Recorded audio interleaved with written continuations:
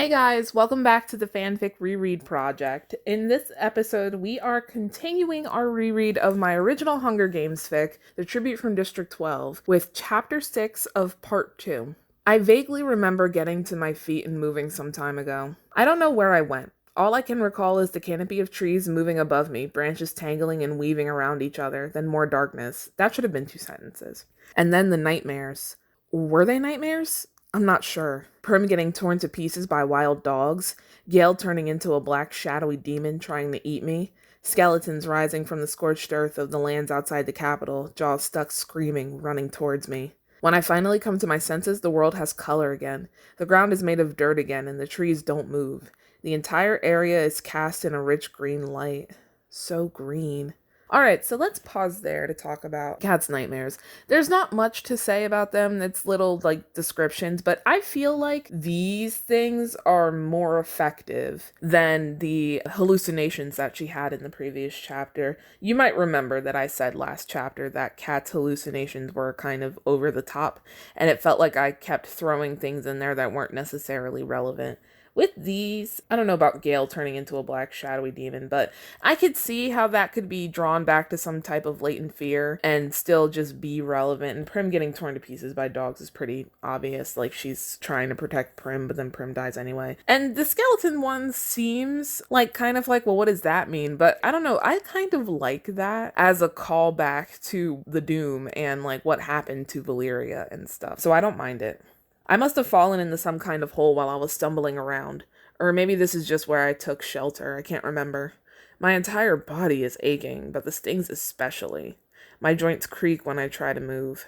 I can't bring myself to get up, not yet. The bow and arrows lay at my feet, gleaming silver, free of any strange bodily fluids. I'm beginning to think the green liquid wasn't real anyway. Wait, something's not right.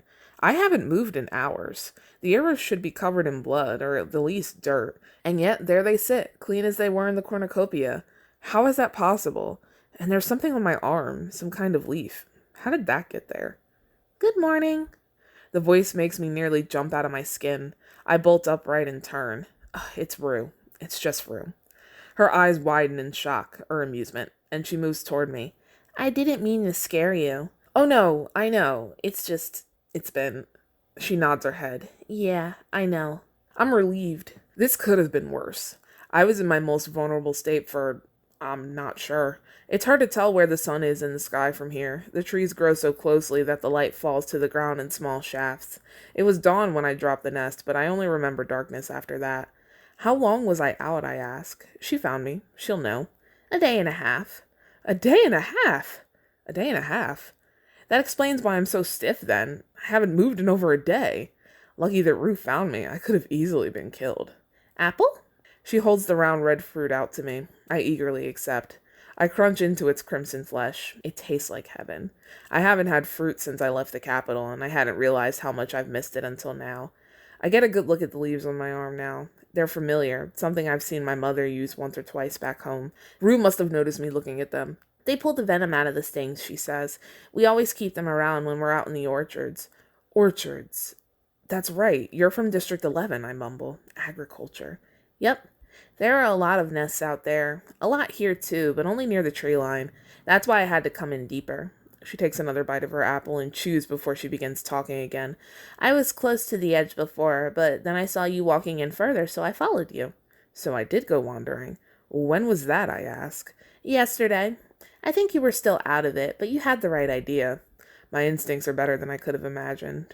Okay, so let's pause there and comment on a little discrepancy that I have noticed. So when Katniss runs out of the forest in chapter 4, is it, or whatever? When she leaves the forest, it's clearly daytime. When she runs into the lake, she mentions the sun blinding her or whatever. Even though when we saw her go to sleep and it was clearly nighttime, we don't know how long she was asleep for. So that easily could have been her falling asleep at night, waking up in the morning, blah, blah, blah. She runs to the lake. It's clearly daytime and bright outside. Then when she runs into the tree, suddenly it's nighttime. And they're playing the anthem in the sky and all this stuff, but she wasn't in the tree for that long, you know? And she wasn't running for that long.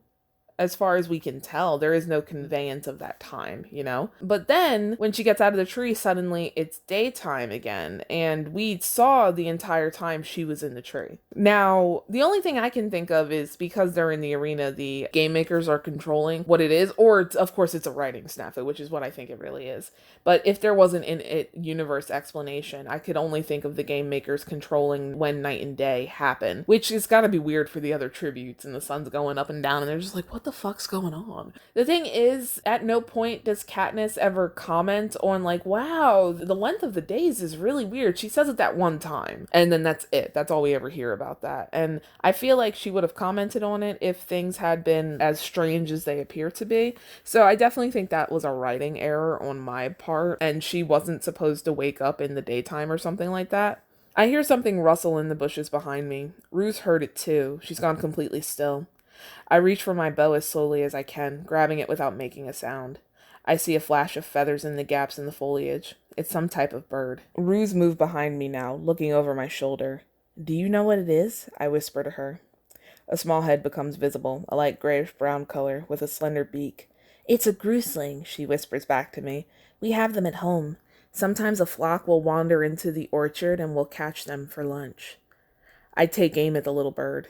It's got to be no bigger than a duck. The arrow doesn't hit the eye, it's too big, and my aim is a bit off from the poison. It'll do, though. The neck isn't big enough to have valuable meat. Rue seems impressed, though. I hear her let out a little wow when the arrow hits. Where'd you learn to do that? She asks brightly.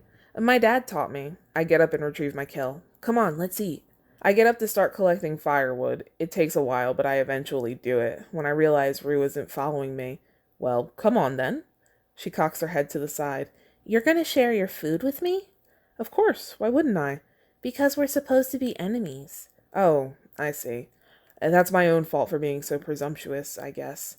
Well, then let's not be enemies. You want to team up? The careers aren't the only ones who can form an alliance, I say. She thinks about it for a second and then shakes my hand. Okay then, it's a deal. It's a little weird. I understand that this is kind of different because it's like an entire meal, but it is weird that Rue is like, haha, you want some of my apple? But when Kat's like, okay, let's go eat this bird, she's like, what? You can't share your food with me. That's weird. But that's a small detail. And it's not that weird. It could be like she never really thought about like one bite of an apple versus, like I said, it's a whole meal, so it is a little bit different. I'm glad to have her. Her knowledge of the different plants is invaluable. I start a small fire, fashion a spit from some sticks I found, and begin roasting the bird. Rue adds some type of wildflower to the meal. It adds a gingery flavor that makes the meat taste even better. We both sit in silence while we eat. I can tell she hasn't had meat since she left the capital either. I've never had this much to myself before, she tells me. I'd thought you had more food since you pick it and all. Oh no, we're not allowed to eat the crops. The mayor's very strict about it. What happens if you do? Public whipping. Her expression tells me that it happens a lot. We don't have many of those in our district. Mayor Undersea doesn't like it. If he's going to punish people, he does it in private. Coal is your industry, right? She asks. Do you get to use any of it? No, not unless we can buy it. My family can't afford much. We take inventory of our food and supplies. My pack of crackers is still full, and most of my beef jerky is left. Outside of that, all I have is the grusling. Rue has all kinds of roots and berries, even the ones that I saw back in the beginning of the games, the ones I had to pass by for water. So these are edible, I say, picking one up in my hand. Yeah, we have these back home too. I've been eating them for days. She picks one up and pops it in her mouth. Outside of that, I still have all of my gear that I had the first day, along with the bow and arrows. Rue doesn't have much, just a handmade slingshot, a water skin, and another pair of socks. Both of us are running low on water. She tells me there's a stream nearby, and we head towards it. While she fills our water skins, I strip down to my underwear and clean my clothes. They're covered in dried mud and blood and pus. My hair is no better.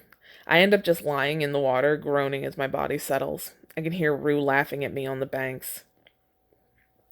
The light is dimming once we finish. She suggests we head upstream, and I agree. She knows this place better than I do. In only a few hours, we're barely able to see. We need to get off the ground, I suggest. She nods in agreement. The trees are taller here. I have to give Rue a boost up before I climb up myself.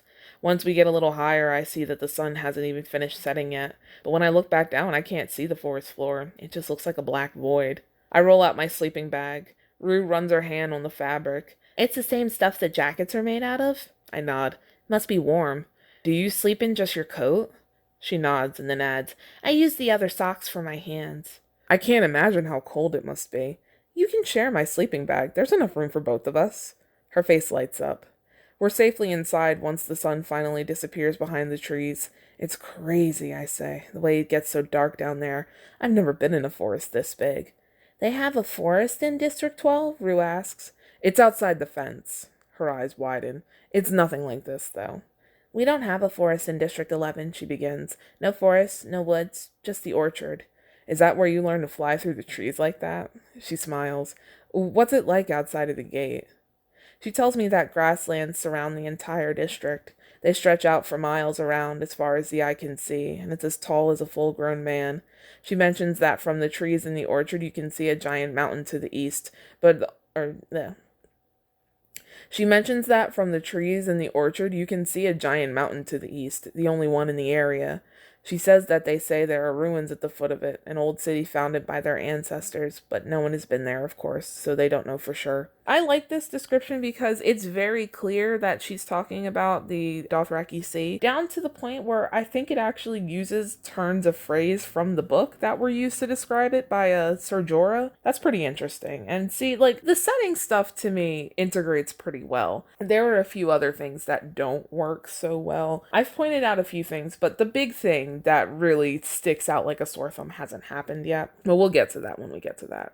They never tell us this kind of stuff in school, just the basics. I feel like they do it on purpose sometimes. Learn all about the capital, nothing about the districts. I'm not even sure where District 11 is, except that it's north. The only district south of us is 8. Above us the death recap plays. No one has died today. I turn to Rue. Did anyone die when I was out? No, just the 2 from District 6, but you were there for that. I put my hood up so the cameras can't see my face. I don't want them to know what I'm about to tell her about PETA. She does the same. Something really weird happened that morning. You know the boy from my district? PETA, right? Yeah. I think he saved my life, but I'm not sure because he was with the careers before. Then I add, and the Tracker Jacker venom was making me see things. He's not with them now. I've been spying on their camp by the lake. It's just the 4 of them now. The girl and boy from District 4 split off from them yesterday, she whispers. I thought I saw him run off. So he really was there. But why? He could have killed me right then and there, but instead he let me go. It doesn't make any sense. You think he did it to keep up the act? To keep people thinking he was in love with me? I ask her. Maybe, she responds. She hadn't fallen for it. Of course she didn't. She's too smart for that. Or maybe he felt guilty for turning on you. That's possible too. Where do you think he went? He might have gone to the field, the one behind the cornucopia, but Thresh was back there. Maybe they teamed up, like we did. Maybe so. He can't go back to the career pack now, not after what he did to them. They'd eat him alive. The same would probably go for the pair from District 4. Foxface seems to be making out just fine, but she seems sneaky, and he wouldn't last very long on his own. I guess teaming up with Thresh is his best bet. The music finishes and the sky grows dark. The forest below us is eerily quiet. No insects buzz or chirp. It doesn't sound like anything is moving down there. A solitary raven flies beneath us. It lands on a branch, lets out a single crow, and then flies off, vanishing into the darkness. Katniss? I hear Rue whisper. What are we going to do about the careers?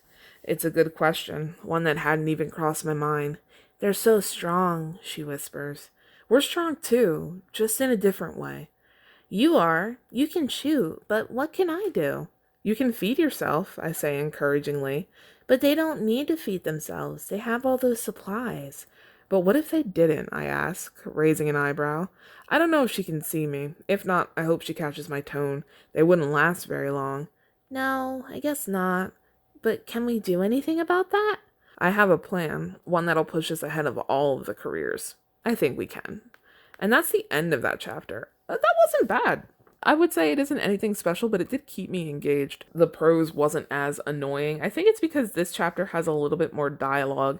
This is the first time that we've seen Katniss speaking to another person.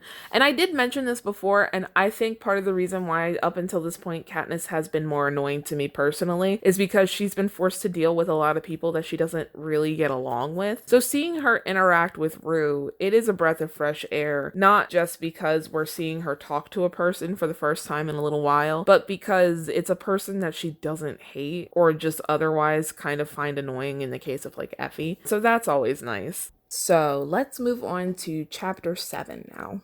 Rue and I are up as soon as the sun breaks. The forest floor is still shrouded in darkness. We'll use it to hide us from anyone that might wander in and any predators we might happen across. To be honest, I know Katniss and Rue aren't like terribly far from the tree line, but I don't think anyone's gonna accidentally wander in and see them. They are still pretty like far in. So what's our plan? Rue asks. She sounds eager to get started. We destroy their supplies. And how are we gonna do that? I haven't the foggiest. I pull out an arrow and set it to my bow. Let's figure out while we hunt. Breakfast is uncooked eggs, berries, and pieces of grusling. Neither of us know what kind of bird the eggs belong to, but they were delicious. Ooh. Okay, hold on. I think what happened in the book, we didn't get into detail here, but I think what they did is like they sucked the yolks out of the eggs or whatever. That seems well, it's not chickens, obviously, so I don't know if Salmonella Fitzgerald is Salmonella Fitzgerald, if that's something they have to worry about, but that just seems like maybe you should be a little more careful. But again, that came from the book, so I'm not gonna question it too much. She tells me everything she knows about the careers camp.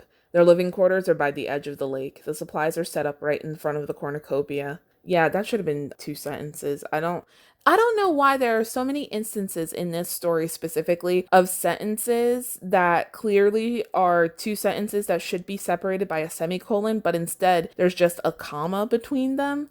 And it's like I said, it's not like I didn't know what semicolons were because there are semicolons in this story. So I'm really not sure what's going on with this. They've been leaving the boy from District 3 to watch the supplies while they hunt. The last one comes as a surprise. The boy from District 3, I ask? I don't remember a thing about him. Yeah, he's working with them. I don't know why. He stays with the supplies full time. He's not very big. Thresh could kill him easily. What do they need him for? I wonder aloud. No matter. He's not a problem. The supplies are in front of the cornucopia, not in it. She nods. That's odd. I know. I thought that too, she agrees. But I couldn't figure out why. But Katniss, if you do get to it, how are you going to destroy the food? I shake my head. I don't know. Burn it, throw it in the lake, eat it. The last one gets a giggle out of her. We'll figure it out. Destroying things is easier than creating them. I feel like that line is supposed to be poignant, but in this specific story, it's not. But that feels so like, destroying things is easier than creating them. Like, that feels like something that's supposed to mean something, honestly. We collect more berries, roots, and pick some greens. I shoot down a squirrel that we'll eat for lunch. All the while, we're formulating our plan. The light is a bright green when we finally have it. After lunch, we begin setting it up, collecting wood for the fires. They were Rue's idea. I help her set up the first 2, and she'll do the third herself. You sure this'll work? I ask her. I trust her, but I'm worried. Yes. The careers won't come near the forest regularly, but they might if they think you're here. She pauses. Sorry to use you as bait. It's not a problem, I reassure her. I mean, at least I got a say in it. I hope Haymitch heard that one. I turn to leave, but then she grabs my arm. Wait, one more thing. When you hear this noise, she whistles a short 4-note tune, high and clear. If we don't find each other, that means I'm all right. And you do the same, okay? But how will I hear it? The mockingjays. They'll repeat it. The ones at home always do. I had no idea there were any here. I nod. Stay safe, all right? I'll see you for dinner. I follow the stream down to where we refilled our water skins. I stopped to fill mine. I remembered. So we were talking about how in the forest, now they have like almost, it seems, no shortage of food, where before Katniss came to this part of the wood, she had to walk for 3 days to find a single pond. She didn't catch any food and she was eating tree bark. It seems almost like the story is rewarding her for finally taking the leap and coming to this side of the forest, which I remind you, this isn't a thing in the book. This whole like thicker, darker forest thing, that doesn't exist in the book at all. So I'm wondering, like, is that actually what's happening, or is it just because, like, in the books she meets up with Rue and then it becomes a lot easier to find food, and because I put the forest in, it then translates to? I'm wondering. So anyway...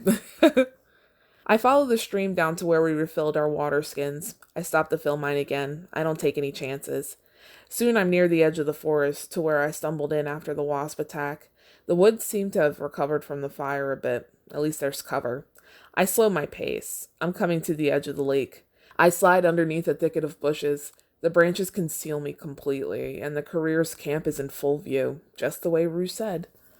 Hey guys, editing Frankie here. So, I had a whole thing at this section talking about the confusion with the layout of the arena. However, when Katniss says that she was quote unquote nearing the edge of the lake, I'm pretty sure that was a typo and lake was supposed to say forest.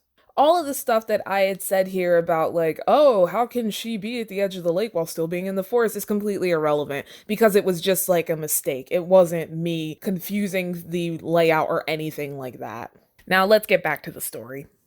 It's set up just as she told me. The crates of supplies are stacked into a pyramid, covered in only a net. The careers themselves sit by the lake eating, both from one and both from two. A scrawny, beige-skinned boy sits off by himself. He must be the one from District 3. Seeing it with my own eyes just makes it seem stranger. Why are the supplies so far away from the camp? It makes no sense. Someone could sneak up the opposite side and take anything without them seeing. There must be something keeping intruders out. Maybe it's booby-trapped. That's probably it. But with what? It could be an array of things. Poison darts, hidden pit filled with swords, pointed side up, a spear rigged to fly right into your chest. Anything is possible. Anything is possible. From this point, there's nothing I can do. This space is too small to fire from.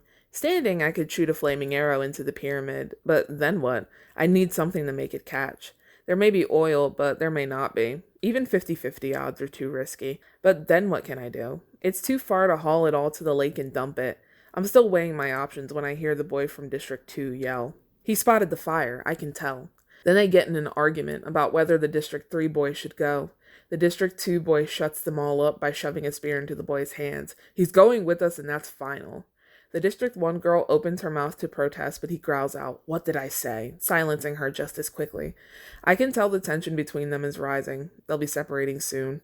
They run off in the direction of the smoke. The last thing I hear is the boy from District 2 saying, "When we find her, I kill her. No one interferes." Rue's idea worked. They do think it's me. Now that they're gone, I might be able to get closer, see what they've set up. I'm just about to step out when I see something out of the corner of my eye. Someone is coming. I stand completely still until they've passed. They step right out into the field and move towards the pyramid. It's Foxface. Her orange hair gleams in the sunlight as she darts toward the supplies. She stops just short of it, though, her eyes focused on the ground. Then she begins hopping? From one foot to another, stopping to check before she makes her next move. Well, it's definitely booby-trapped, but with what? She hops to one spot, loses her balance, and a look of pure terror crosses her face as she puts her hands out to catch herself. Nothing happens, though. She hops another 2 steps, fills her pack with enough food to last her, but not enough for them to notice it's missing, and then takes the same path away from the pyramid, disappearing back into the woods. What in the world is she doing? Why is she so worried about falling? I thought for a second that there were spikes on the ground, but that doesn't seem to be it. There'd have to be a lot of them for her to be that afraid of falling on them. She's acting as if the ground will explode under her hands. That's just it. It's mind. But with what? I crawl out from under my bush to inspect it closer. The ground around the plates that lifted us into the arena has been dug up. That explains why they keep the boy from District 3 around. They deactivate when the gong goes off. He must have reactivated them and buried them around the pyramid. A smart move. No one's ever done that before. Good for him, I guess. I'm sure that impressed the crowd. So let me pause real quick and say that these paragraphs where Katniss is like analyzing the situation and figuring out what to do, I actually like them, though I do think they could have been a lot more concise. Like, I understand that Katniss just understanding things immediately wouldn't make much sense, but there has to be a way that she can think through the situations that doesn't take as long, because it seems like every time she figures out one thing and then goes, "But why?" and then spends like 5 sentences puzzling over that until she figures that out. And it's like, you don't need that much, you know?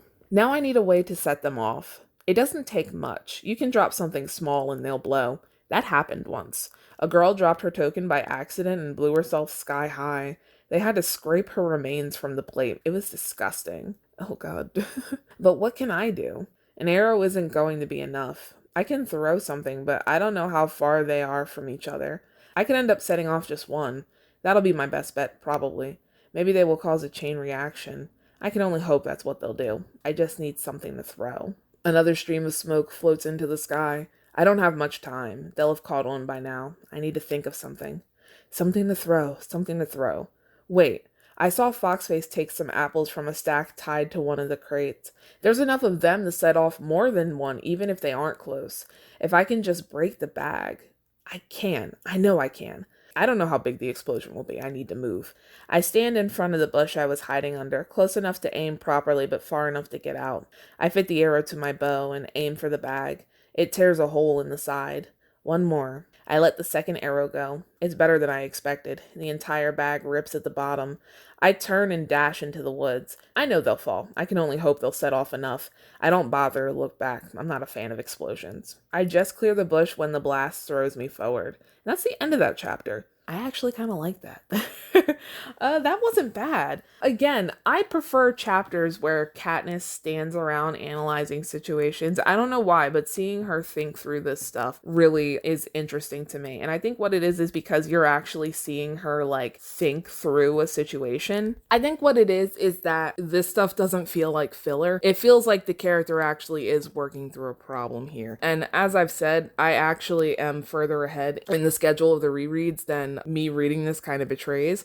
And I have some later stories where there are paragraphs of a character seemingly thinking through a situation, but in reality, it just feels like filler so that the chapter will be longer. That's good considering how old this story is. And it also is kind of funny that this story, which I did in November of 2012, is better at conveying a character's thought process and then puzzling through a situation than a story that was written in like April of 2013. Interesting. So, last chapter for this episode, we are going to read chapter 8 of part 2. I tumble through the air and land hard on my back. It must have set off at least 3. One wouldn't be enough to launch me into the air like that. Explosions are still going off. I can feel them shaking the ground. I need to get out of here, though. The careers will be headed back now. My back protests when I move to stand, but I do it anyway. I'm not going to just lie here, not when I know I can move. A tree. I need to find a tree. They won't find me if I'm off the ground. I move as fast as my back will let me, trying to find one high enough. I get to one just in time. The careers come bursting out of the forest just as I begin to scramble up. So this is actually an important difference. In the book, when Katniss sets off this explosion, she does not move in time, and she is blasted backward toward the forest. Also, she's standing a lot closer to it, I think, in that one. But she's blasted backwards so hard that she actually loses hearing in her ear, and she ends up having to, being kind of like in shock and being stuck in one place for like at least a day. Here, I purposefully had her turn and run off before anything could happen, specifically so that that wouldn't happen. And I think this is the first time that an actual change in the story, like a minor change, actually leads to significant changes in the plot, as we'll see going forward. Once I'm safely in the tree, I dare to look back. The pyramid, or what's left of it anyway, is a smoldering ruin. All of the food is gone, and the crates are blackened and splintered. Good. They're all shocked, to say the least. All except the boy from District 2. He paces slowly back and forth, his expression stony, balling his hands in the fists and then releasing them, over and over, like he wants to crush something. The boy from District 3 throws some stones into the wreckage and declares it's safe. He and the 3 others approach in, looking for things they can salvage. That makes no sense. Approach in. I think that in is not supposed to be there. There are quite a few typos in these parts, so I'm assuming that that's what's going on there. The boy from District 2, Cato, I hear them call him, just stands there, his hands steepled against his lips, eyes closed. His skin's taken on a reddish hue. With a shaking voice, the girl from District 1 tells him there's nothing left. His eyes finally open. His silent rage is like nothing I've ever seen before.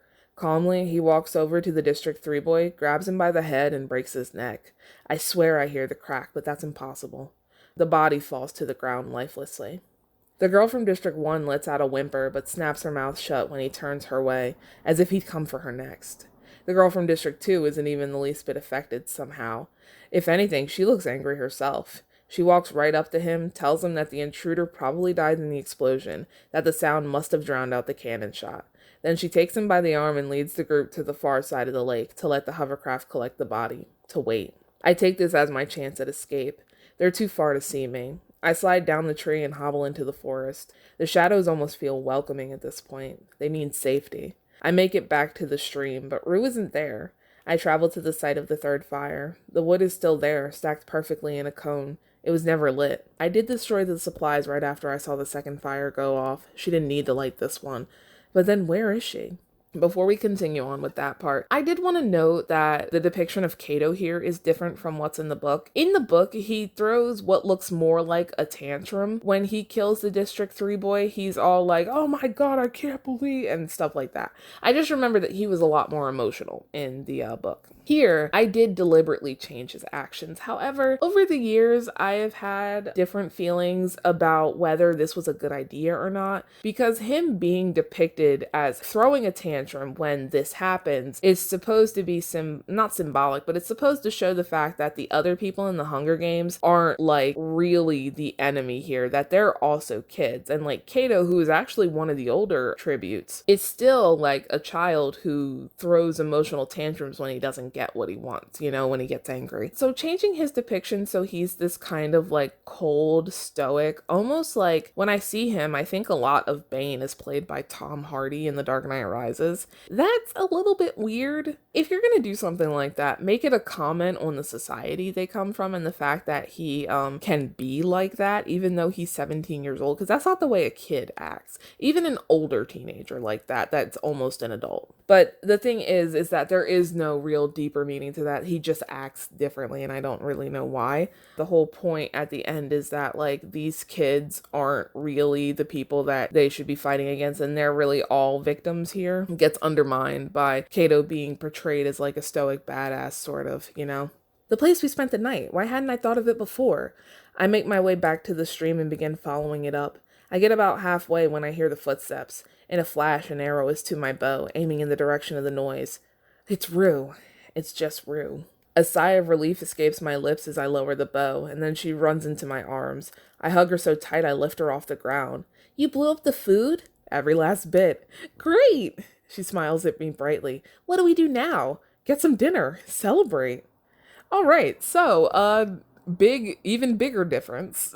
Rue is still out and around. If you remember from the book at this point, due to the fact that Katniss was like stuck under that bush for a while in shock after what happened with the careers like food, Rue is kind of like out on her own for like almost a whole day, and by the time Katniss finally can get up and go back and find her, this is supposed to be equivalent to the part of the story where Rue dies, and that didn't happen here. And so I think what I did is that I specifically had Katniss not get injured by the blast so that she could find Rue instead of Rue being like stuck in the woods by herself for like a day and then getting killed. This also leads to another important detail, but I'm not going to be able to talk about that until we get to Rue's actual death later. So I'll leave that because that'll be one of the things I think we talk about pretty early on next episode.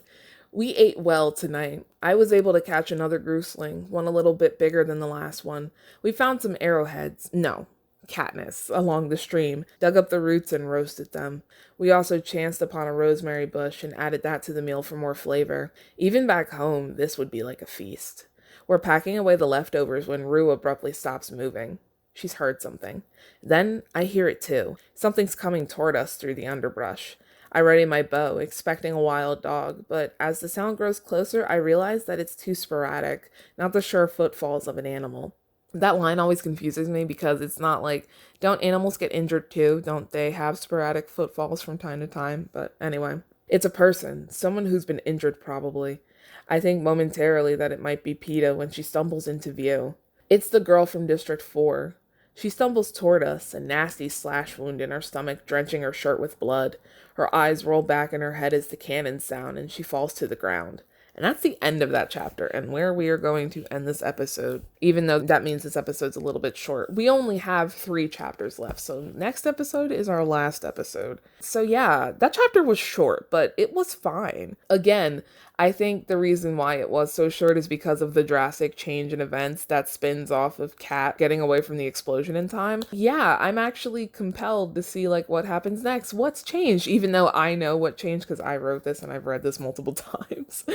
But I am excited actually to get to the next few chapters and see how it all goes, because I remember liking the last two chapters of this in particular, but we'll see how it all goes. So yeah, like I said, next episode is our last episode. We will begin with chapter 9 of part 2. If you liked this episode, like it on the YouTubes, subscribe to my channel, and watch some other stuff. You can catch up on this series and check out some of the other videos that I have. And I will see you next episode. Bye!